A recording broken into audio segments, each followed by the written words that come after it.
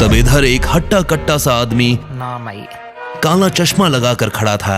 उसकी आंखों पर चश्मा, गले में सोने की मोटी चेन। अभी अभी खबर मिली है कि टाइगर लौट आया है। आप कहें तो अभी नहीं, अभी अभी तो आया है, थोड़ा उछलने कूदने दो। पर हाँ, इस बार पिंजरे में डालने की गलती मत करना।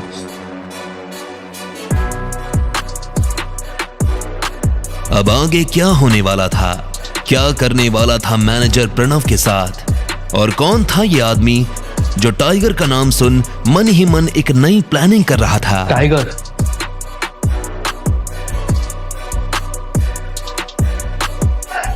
मैनेजर को जब पता चला कि प्रणव ने अभिनव के साथ क्या किया था तो उसका दिमाग गर्म हो गया।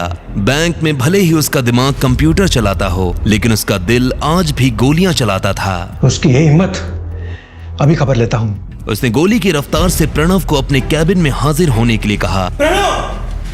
प्रणव अंदर आओ। इतने में प्रणव वहां आया। क्या किया तुमने? ये साहब जो चेक लेके आए थे, किससे पूछ के फाड़ा? सर, ये आदमी डिलीवरी वाला है, बैंक में फर्जी चेक लेके आया था। इसे क्या लगता है? हम लोग ने यहाँ लॉटरी सिस्टम चालू रखा है और मैंने इसके चेक की इंफॉर्मेशन कंप्यूटर में चेक की थी, कोई डेटा रिलेवेंट हुआ ही नहीं। सच बोल रहे हो? हाँ सर। ये डिलीवरी बॉय जिसका चेक लेके आए थे, जानते हो किसका है? अकरम सर का। क्या सर? हाँ, और इनके साथ जो तुमने किया वो तो ठीक है, लेकिन अकरम सर को मालूम पड़ेगा कि तुमने उनके चेक का क्या हाल किया है, तो वो तुम्हारा क्या हाल करेंगे, जानते हो ना?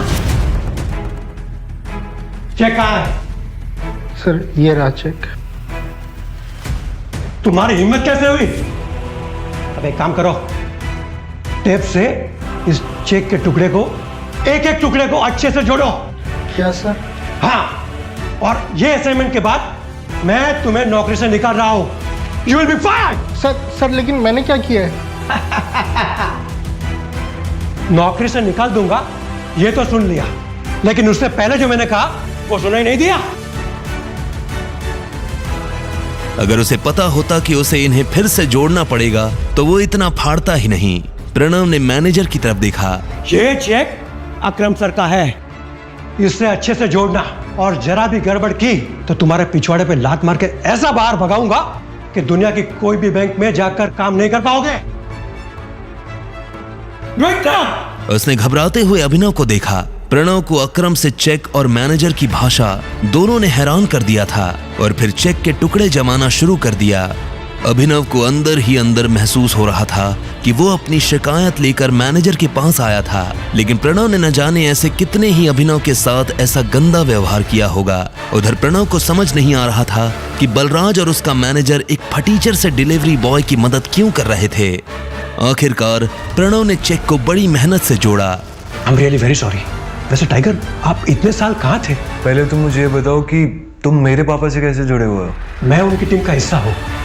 सुनो, टाइगर वापस तो आ गया, लेकिन मोंटी के आने तक किसी को भनक भी नहीं लगनी चाहिए, वरना गेम हो जाएगा। बलराज सर सही कह रहे हैं।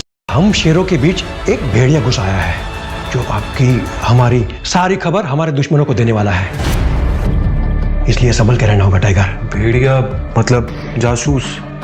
हाँ, इसके बारे में मोंटी तुम्हें डिटेल में बताएगा। तब तक तुम गुफा से बाहर आना नहीं, और आओ तो अंधेरे में। इस बीच हमें तुम्हारे पापा यानी हमारे संजय के कातिल के बारे में हमें पता लगा, और साथ ही ये भेड़िया। अभिनव के मन में इन दोनों चीजों से जुड़ा बस एक ही नाम आया, मोंटी। जिस तरह से राणा ने संजय को धोखा दिया था, अभिनव को पूरा भरोसा था कि मोंटी भी अपने बाप के नक्शे कदम पर ही चलेगा। उसे इन लोगों पर तरस आ रहा था जो राणा को अपना सगा मानते थे। इस ग्रुप में और कौन कौन लोग हैं जिससे मिलना भी बाकी है? मुझसे और अकरम से तो तुम मिल चुके हो। डी के तुम्हारे सामने का, इक्का, पार्कर, अलाइन, ये 3 बाकी हैं। अलायना मतलब हमारे ग्रुप में कोई लड़की भी है? हाँ, इससे पहले उसकी माँ इस पोजीशन पर थी। 1 साल पहले उसकी डेथ हुई तो अलायना उसकी जगह पर आई। वो लड़की नहीं है,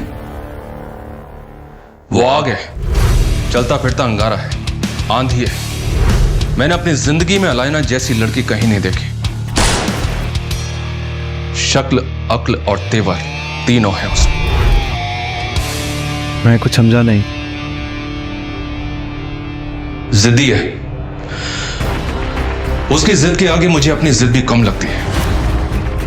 कहने को तो हमारे ग्रुप में बस वो एक लड़की है, लेकिन उसे पढ़ पाना हम में से किसी मर्द के बस की बात नहीं है। ये सुनते ही अभिनव समझ गया था कि बलराज का इशारा किस तरफ है।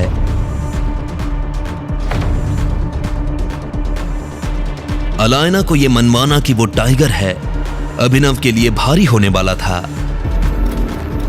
फिर भी अभिनव को यह चैलेंज लेने में मजा आ रहा था।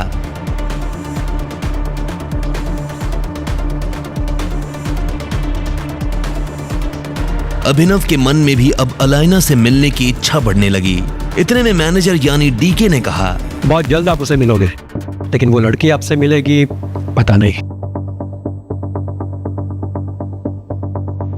मुझे नहीं लगता कि टाइगर के लिए उसे मनाना मुश्किल होगा। जैसा मैंने सोचा था वैसा लड़का नहीं है ये। बलराज की ये बात सुन डीके के कान खड़े हो गए। बलराज सर, लगता है टाइगर ने आपको रिंग में पटका है क्या? ये सुनते ही बलराज जोर से हंसा और उसने हाँ में सिर हिला दिया। उसे देख डीके भी जोर जोर से हंसने लगा। हाँ, वैसे टाइगर, अभी आपको कितने पैसे की जरूरत है? मैं दे देता हूँ, बाद में अकरम सर के ऑफिस से मैं चेक रीइशू करवा लूंगा। फिलहाल तो मुझे 1 करोड़ रुपए चाहिए और बाकी के 49 करोड़ मेरे नए अकाउंट में डलवा देना। ठीक है, मैं करवा देता। ये सुन डीके उसके लिए पैसे लेने चला गया। बलराज, ये अलायना जो भी लड़की है, इसके बारे में और क्या जानते हो तुम? ऐसे तो सब कुछ जानता हूं मैं, पर वैसे कुछ भी नहीं। नहीं, मेरा मतलब बलराज, तुम्हें पता है मेरा क्या मतलब है? हाँ, मैं जानता हूं तुम्हारा मतलब। बस उसे अपनी तरफ से चिढ़ने का या गुस्सा होने का मौका मत देना, और ना ही उसके पीछे कुत्ते की तरह जी बिलाना। और जोक तो बिल्कुल भी मत मारना। जोक मारने वालों को जान से मार देती है वो। वैसे तुम्हें अब एक गाड़ी की जरूरत है टाइगर। मैं अपने मैनेजर को बोल रहा हूं, तुम यहां से सीधा ग्लोब मोटर्स जाओ, वहां एक गाड़ी तुम्हारा इंतजार कर रही है। ऐसे मैं अभी भर रहा हूं, बाकी जब तुम गद्दी संभालोगे तो उसका डबल दे देना मुझे। Okay, thank you.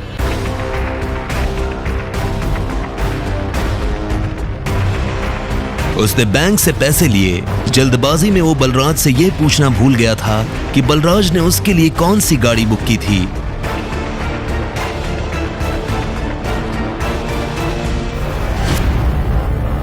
जैसे ही वो अंदर गया तो उसने देखा कि शोरूम का मैनेजर दरवाजे पर खड़ा होकर किसी का इंतजार कर रहा था। मिस्टर अभिनव ग्रेवाल? मैं ही हूँ अभिनव गढ़वाल। भाई साहब, आइए प्लीज, चलिए।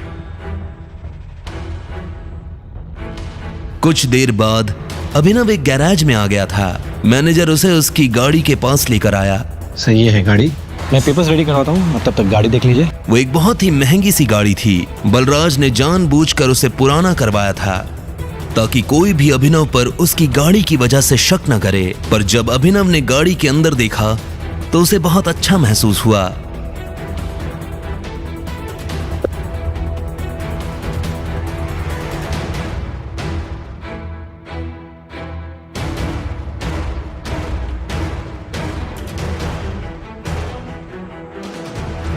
हेलो, ये सब क्या हो रहा है अभिनव? तुम गाड़ी ले रहे हो? तुम कौन हो और तुम क्या चाहती हो? अरे मैं चाहत, तुम्हारी वाइफ की फ्रेंड। अभिनव ने चाहत को अकरम की पार्टी में देखा था।